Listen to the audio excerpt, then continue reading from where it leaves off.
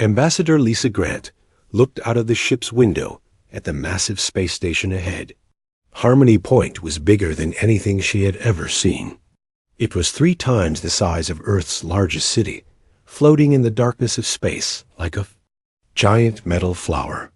12 different alien species had built it together as a symbol of peace. Today, it would decide if humans could join their group. Captain Jake Morrison walked up behind her. He was a tall man with gray hair and serious eyes. "We'll be docking in 20 minutes, Ambassador," he said. "Are you ready for this?" Lisa smiled and adjusted her blue diplomatic uniform. As ready as anyone can be when trying to make friends with 12 different alien species. She had spent 3 years learning their languages and customs. Some were easy to understand. Others were completely strange. Dr. Amy Foster joined them at the window. She was Lisa's closest advisor and knew more about alien biology than anyone on Earth. "The Zephyrians are already here," Amy said, pointing to a group of golden ships near the station. "Their ships are beautiful, but the reports say they're not happy about humans joining the group." Lisa nodded. She had read all the files. The Zephyrian Empire was the strongest military power in the galaxy. They had blue skin, stood 8 feet tall, and thought they were better than everyone else. Their leader, High Counselor Vextar, had made it clear he did not trust humans. What about the others? Jake asked. Amy pulled out her tablet. 8 species seemed friendly or neutral. The Harmony Builders actually invited us to join. The Crystal Singers are curious about human music. The Plant Walkers want to trade farming techniques. She paused. But 4 species are problems. The Zephyrians, the Kalari Hegemony, the Thuman Collective, and the Rigid Sovereignty. They all think humans are too violent and primitive. Lisa laughed, but it was not a happy sound. Violent and primitive. If only they knew what we're really capable of. She looked back at their escort ship, the Endeavor. It looked simple compared to the alien vessels, but she knew what was hidden inside. Earth's technology was far more advanced than they let anyone believe. The docking process took another hour. Lisa spent the time reviewing her notes one more time. She had to convince 12 very different species that humans deserved a place in their peaceful alliance. Some of them breathed different air. Some of them saw colors humans could not see. Some of them thought in ways that made no sense to human minds. When they finally stepped onto Harmony Point, Lisa was amazed. The station was like a small world. Inside, there were parks with trees from dozens of planets. There were markets selling foods and goods she had never imagined. The air smelled like flowers, mixed with something that reminded her of the ocean. A small, furry creature with 6 arms approached them. "Ambassador Grant," it said in perfect English. "I am Guide Fluffy.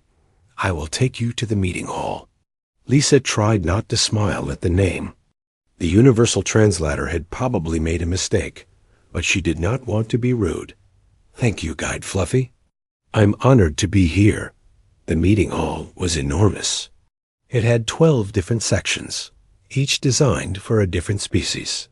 Some areas had water for the fish-like depth swimmers. Other areas had special lights for species that needed different types of radiation. The human section was simple but comfortable, with normal air and Earth-like lighting. As Lisa entered, she felt dozens of eyes watching her. Some of the aliens looked friendly and curious. Others seemed worried or afraid.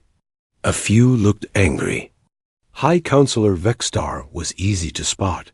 He was the largest creature in the room, with bright blue skin and golden armor. His 4 eyes all focused on Lisa with obvious dislike. The meeting began with formal introductions. Each species had a chance to speak about humans joining their group. The Harmony Builders spoke first. "Humans show great promise," their leader said. "They have ended wars on their own planet. They explore space with courage and curiosity. We believe they will add much to our alliance." Other friendly species agreed. The crystal singers played a beautiful song about human music.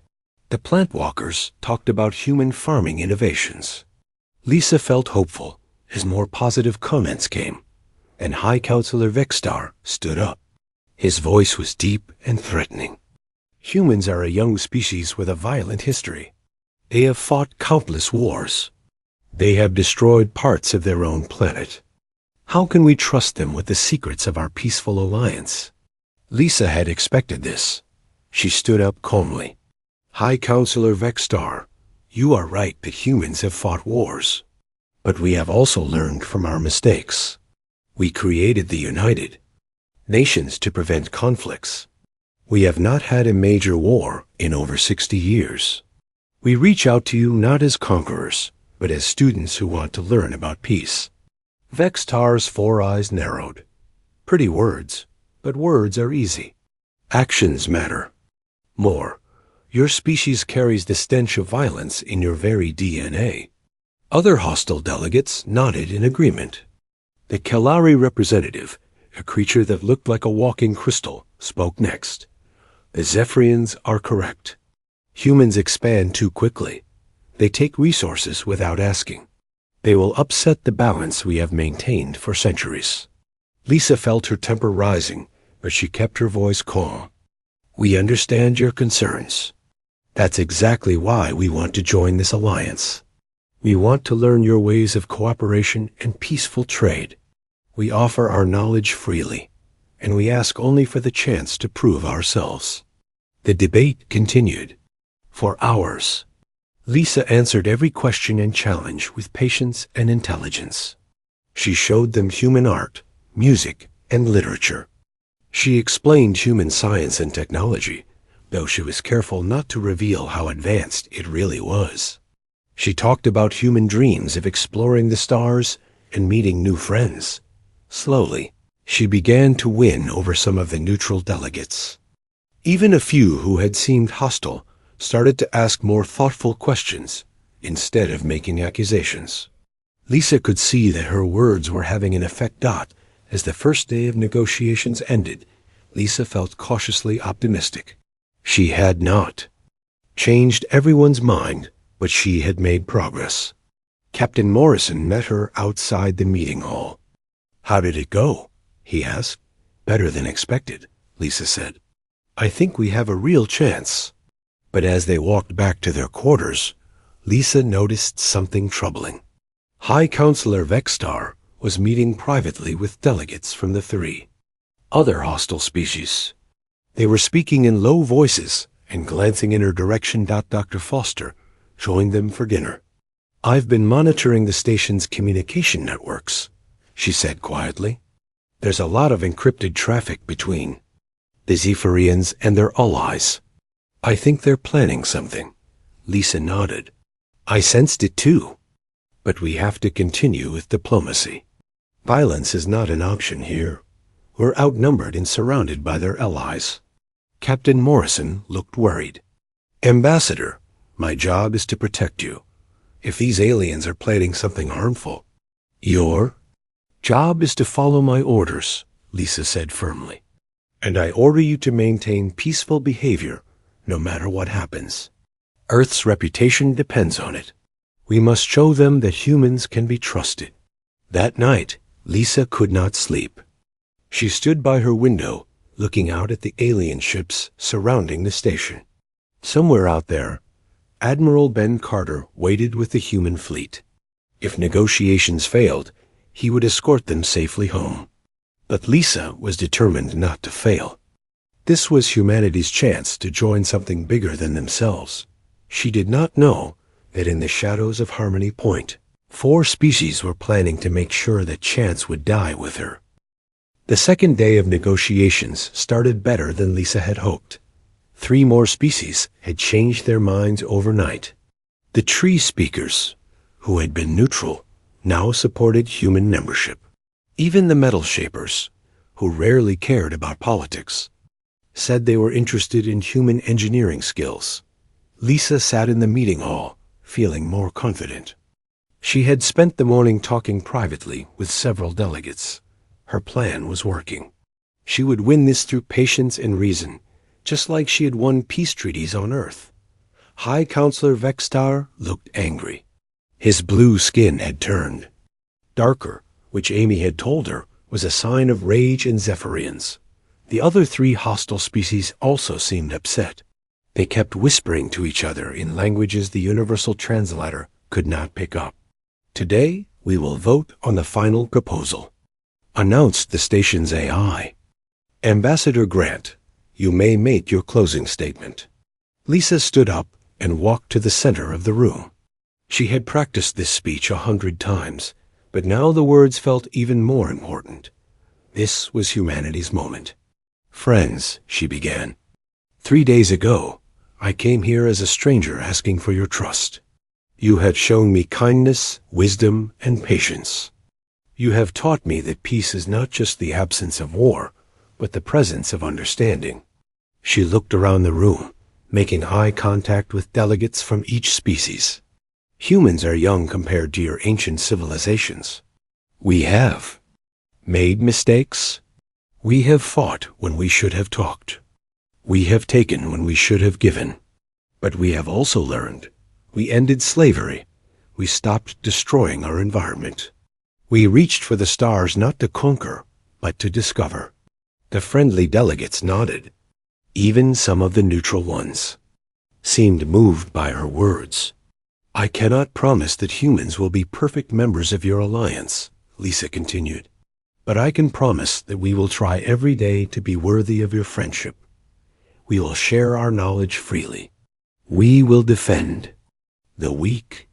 We will work for peace not just for ourselves, but for all species in the galaxy."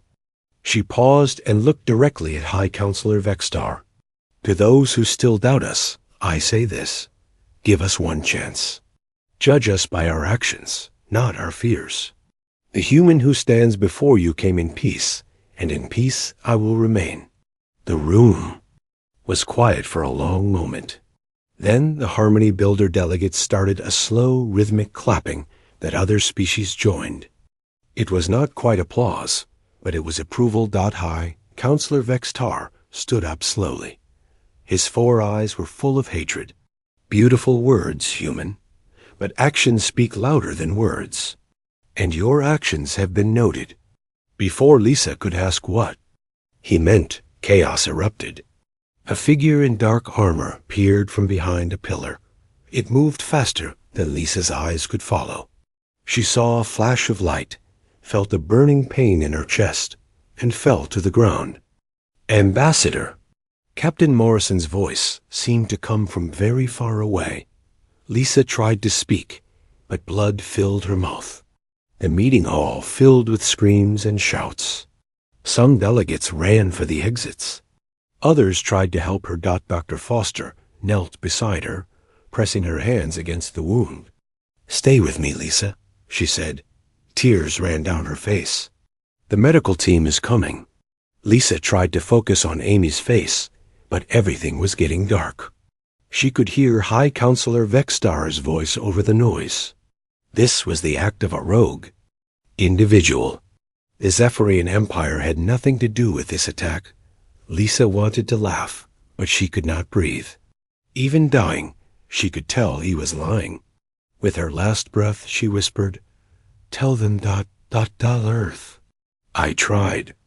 The greatest diplomat in human history died on the floor of a meeting hall, surrounded by aliens who claimed to value peace above all else. Captain Morrison held Lisa's body and wept. He had served in 3 wars and seen countless friends die in battle, but this felt different. This felt like murder. The assassin had vanished as quickly as he had appeared. The station security claimed they could find no trace of him.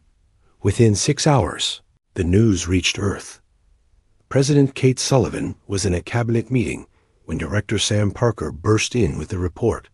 The president's face went white as she read the message. "They killed her," she said quietly. "They killed our ambassador during peace talks." General Chris Martinez leaned forward. "Madam President, we need to respond immediately. This cannot go unanswered. What are our options?" President Sullivan asked. We have Admiral Carter's fleet standing by near the edge of their space, General Martinez replied.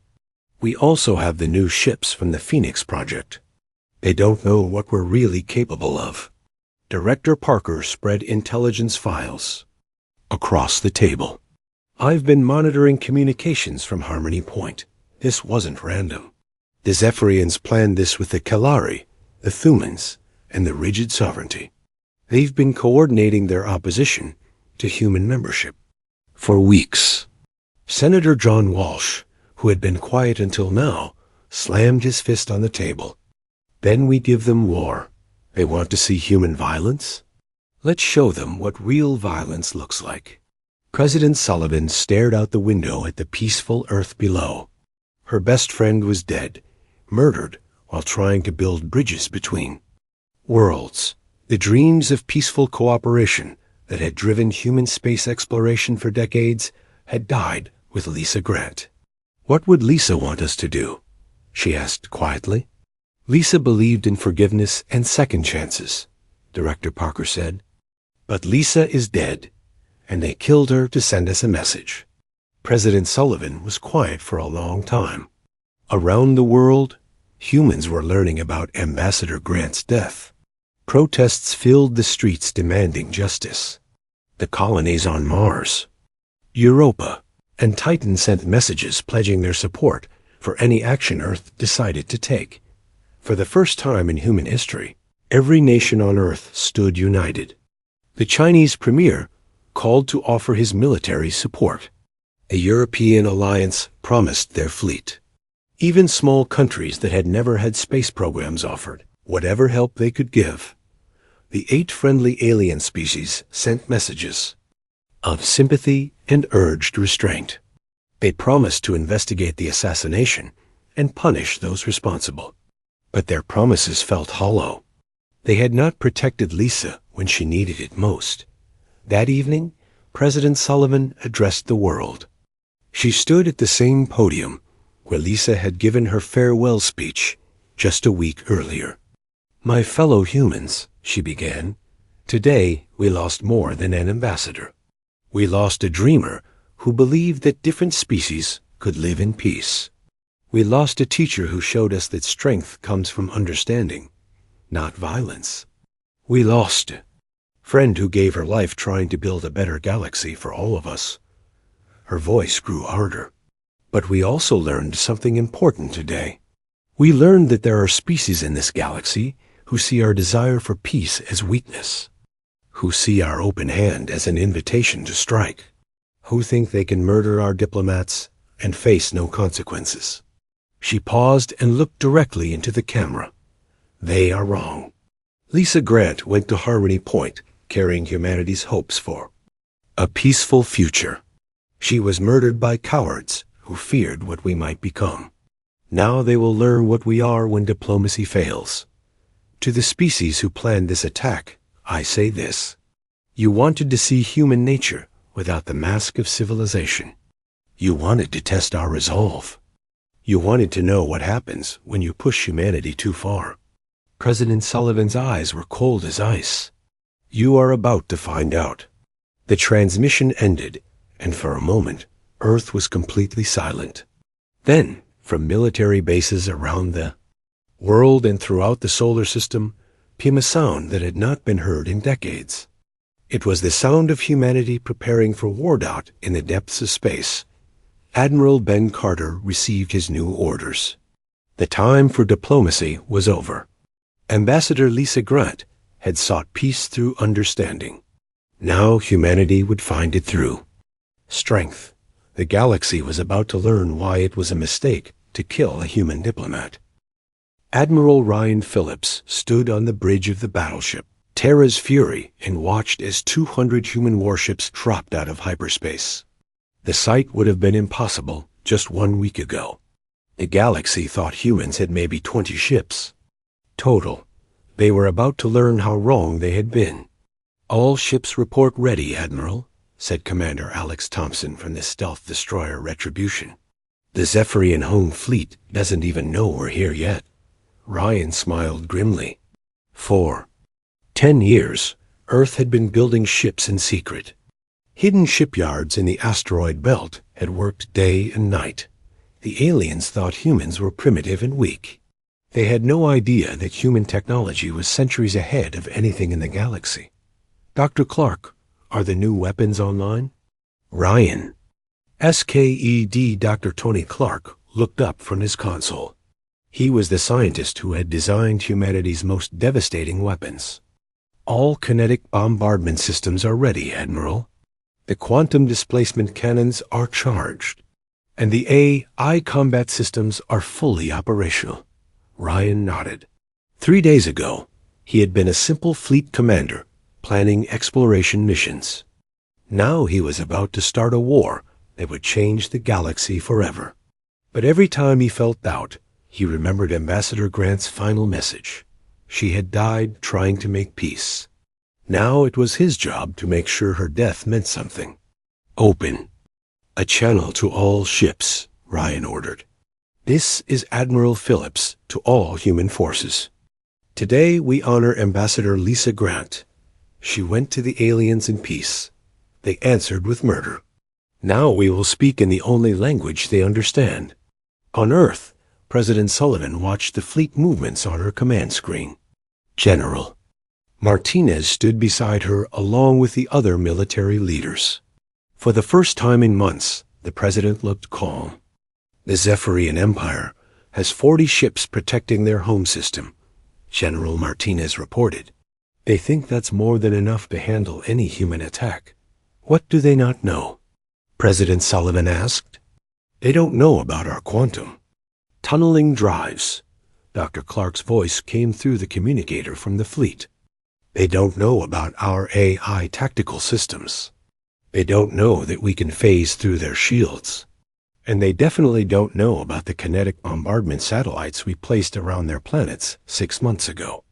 President Sullivan raised an eyebrow. 6 months ago? Ambassador Grant wasn't our only mission to alien space, General Martinez explained. We've been preparing for this possibility since we first made contact. We hoped we'd never need these weapons. But we're not the kind of species that hopes for the best without preparing for the worst. The attack began at exactly noon Earth time. The Zephyrian home fleet was patrolling lazily around their capital world when space itself seemed to tear. Open.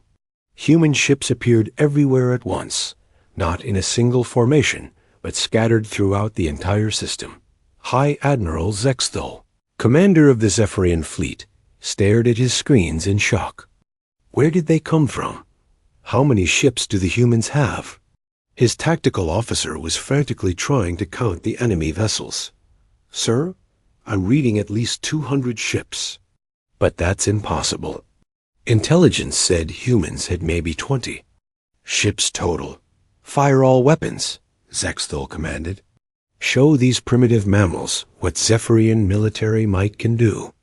The golden Zephyrian ships opened fire with their plasma cannons. Bright beams of energy shot toward the human fleet. The Zephyrians expected to see human ships explode in brilliant fireballs. Instead, the energy beams passed right through the human ships like they were ghosts. What is happening? Zexthal demanded. Why aren't we hitting them? Commander Thompson smiled from the bridge of the Retribution. Quantum displacement fields are working perfectly, Admiral.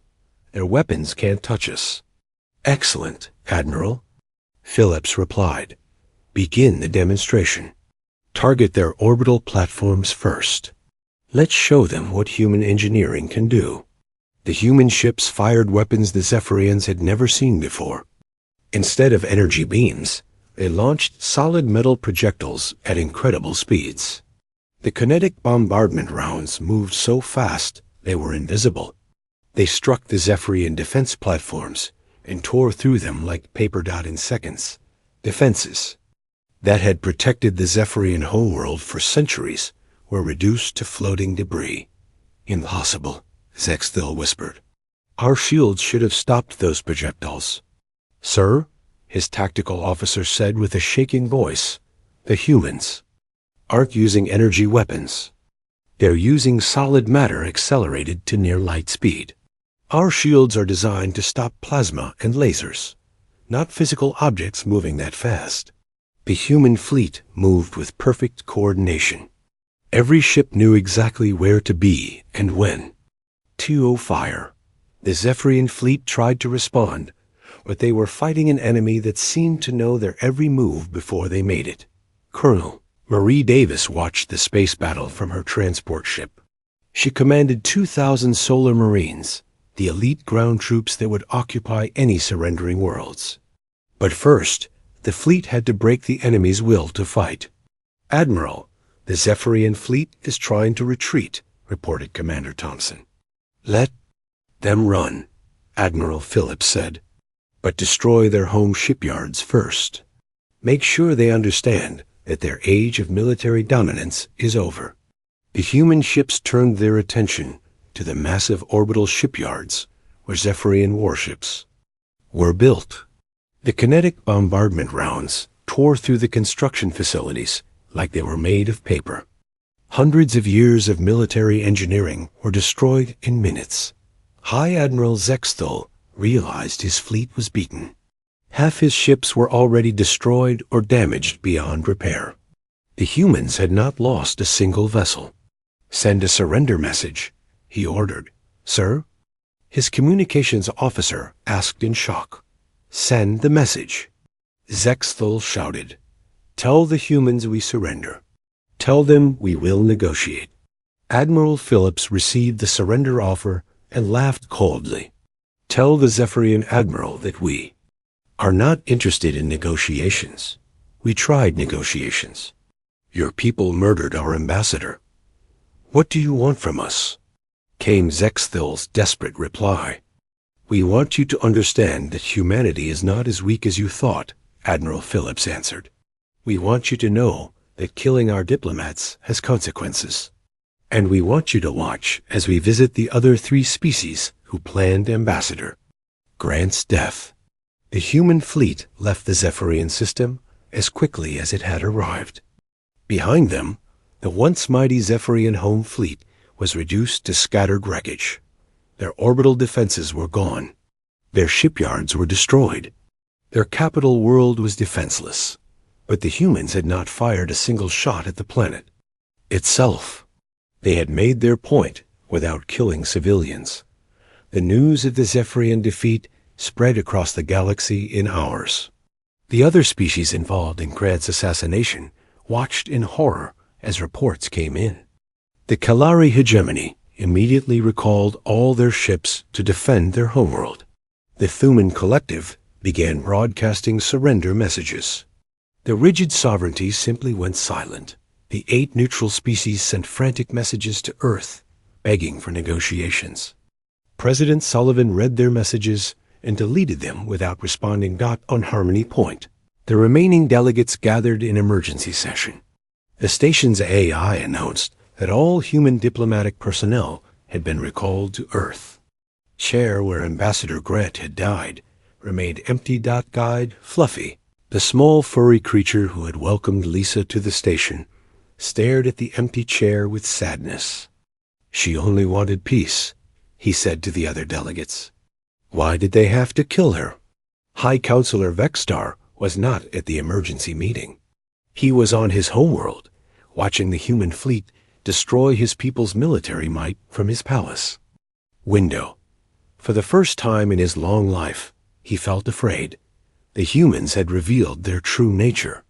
They were not the primitive, violent species he had expected. They were something far more dangerous. They were a species that preferred peace, but were devastatingly effective at war.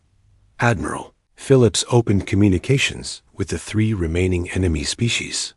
His message was simple and terrifying. You killed our ambassador during peace talks. You thought we were weak because we preferred diplomacy to violence.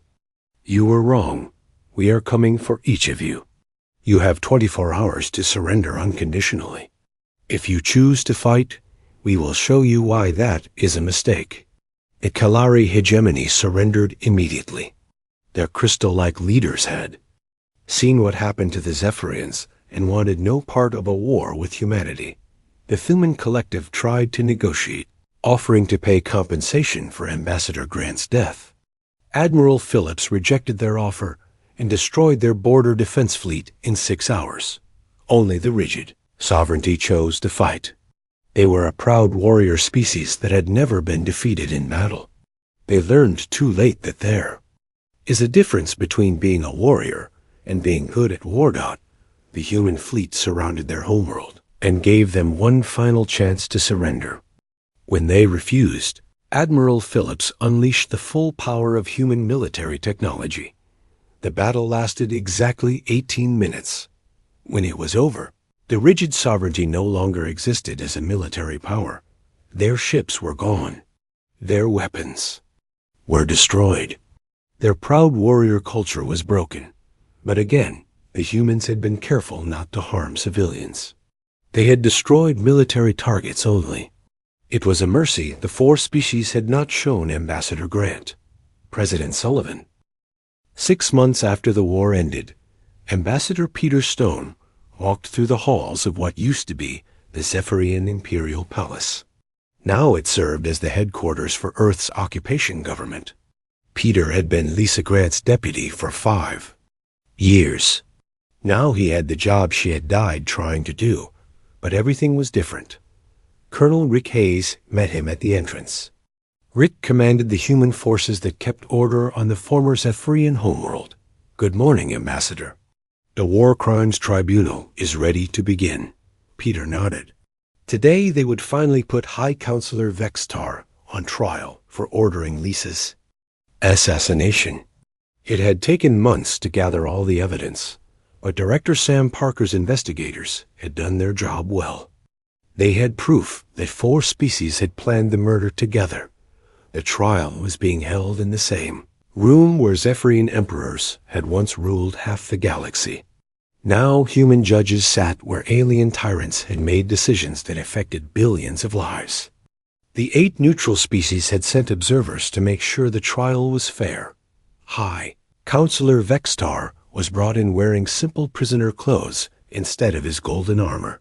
He looked older and smaller than Peter remembered. His blue skin had faded to a pale gray. His 4 eyes no longer showed the arrogance that had once made him so dangerous. Fleet Admiral Nancy Brooks sat in the observer section. She commanded all human military forces and occupied territory. Nancy had been friends with Lisa Grant since their college days. Watching Vextar in chains gave her no satisfaction. It would not bring Lisa back. Judge Carol White called the court to order. She was a former Supreme Court justice who had volunteered to oversee the war crimes trials. "High Counselor Vextar, you are charged with conspiracy to commit murder, ordering the assassination of a diplomatic representative, and crimes against galactic peace. How do you plead?" Vextar stood slowly. His voice was quiet and tired. "I plead guilty to all charges." A murmur went through the courtroom. Everyone had expected him to fight the charges or claim innocence. Instead, he had simply admitted his crimes. "You understand that these charges carry the death penalty?" Judge White asked. "I understand," Vextar replied. "I also understand that I destroyed my own people by underestimating yours." Peter Stone stood up to give his statement. As Lisa's replacement, he had the right to speak for humanity. "Your Honor, Ambassador Grant came to your people in peace. She offered friendship and cooperation. Instead of accepting her gifts, you chose to see them as threats. Instead of engaging in honest debate, you chose murder." He looked directly at Vextar. "But I want this court to understand something important. Lisa Grant would not have wanted revenge. She would have wanted justice. She would have wanted the truth to be told so that this never happens again." Peter turned to address the observers from the neutral species. "Let the galaxy understand what happened here. 4 species conspired to murder a human diplomat because they were afraid of what we might become. Their fear created the very thing they were trying to prevent." Dr. Helen Ross entered the courtroom carrying files full of evidence. She was leading the investigation into the conspiracy. For months, she had interviewed witnesses and studied communication records from all 4 species involved. "Your Honor," Helen said, "our investigation shows that this conspiracy began within hours of Ambassador Grant's arrival at Harmony Point. The 4 defendant species were not afraid of human violence. They were afraid of human success." She opened one of her files. Communication intercepts show that they feared Ambassador Grant would convince the other species to support human membership. They were right. By the second day of negotiations, 8 species supported us. 3 more were leaning in our favor. Judge White looked at the evidence. "So they killed her to prevent her from succeeding?" "Exactly," Helen replied. "They gambled that murdering our ambassador would make humans look weak and unworthy of membership. Instead, it showed the galaxy what humans are really capable when we stop being polite." Vexstar asked permission to speak. His voice was barely above a whisper. "Everything Dr. Ross says is true. We were afraid of human influence. We thought your species was too young and too dangerous to join our alliance. We believed that killing your ambassador would end the threat." He paused and looked around the courtroom. "We were fools. We created the very monster we feared. Before Ambassador Grant's death, humans wanted to join our peaceful alliance. Now you rule it through force." President Kate Sullivan appeared on the courtroom screens via video link from Earth. She had come to give her own statement about Lisa's death and its aftermath. "High Counselor Vexstar," she said, "you are right that your actions changed everything. But you misunderstand what you created. Humans are not monsters. We are simply a species that values justice above politeness." She looked directly into the camera. Lisa Grant believed that every species deserved a chance at redemption. "Even now, after everything you have done, we are rebuilding your worlds instead of destroying them. We are educating your children instead of enslaving them. We are showing mercy when we could have shown wrath." President Sullivan's voice grew harder. "But let no one mistake mercy for weakness again. The galaxy has learned that humans can be the best friends or the worst enemies any species could have.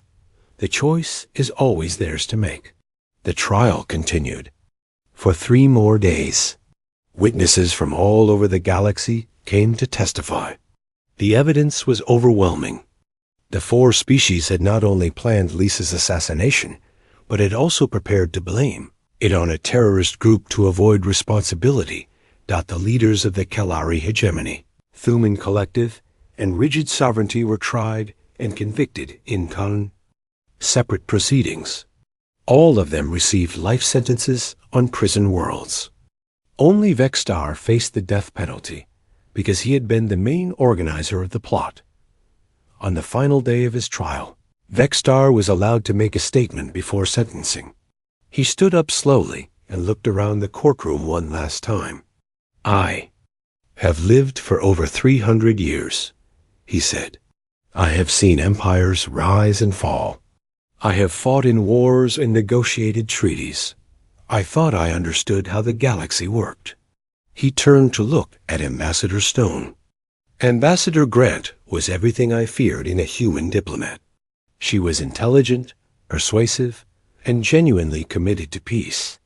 In just 3 days, she had convinced more species to support humanity than I thought possible.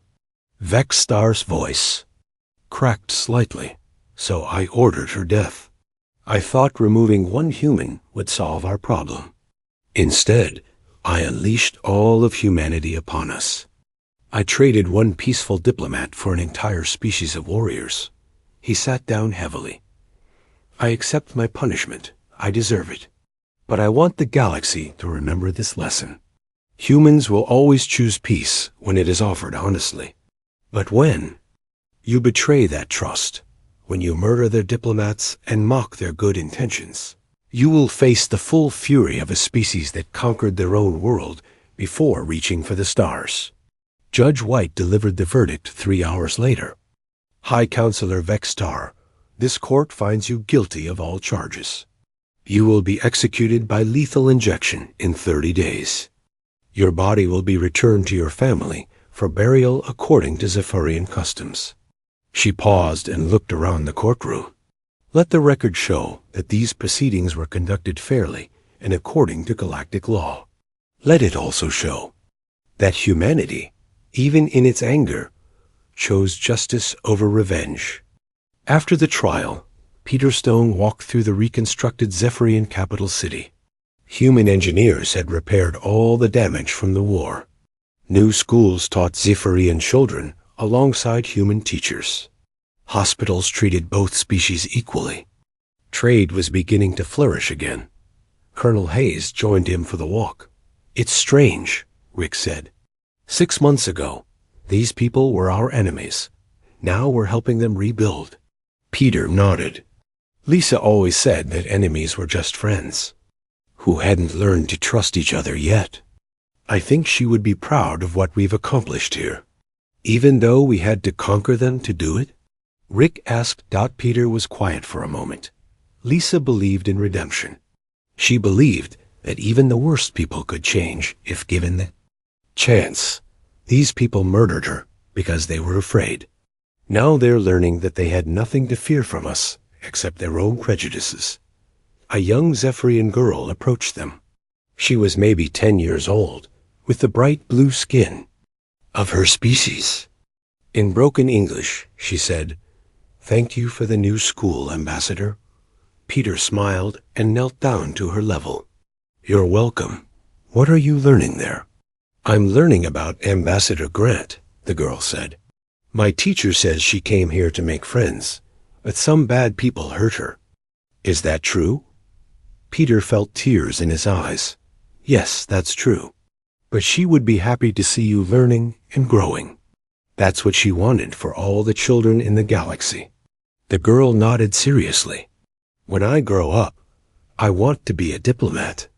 Like her, I want to make friends with other species." As the girl ran back to her family, Rick put his hand on Peter's shoulder. "I think Lisa would be proud of more than just the rebuilding." Peter wiped away his tears and looked up at the stars. Somewhere out there, human ships patrolled space lanes that were safer than they had ever been. Former enemies were becoming allies. The galaxy was learning that humanity could be trusted with power because they used it to protect rather than to oppress. But it had all started with the Death O.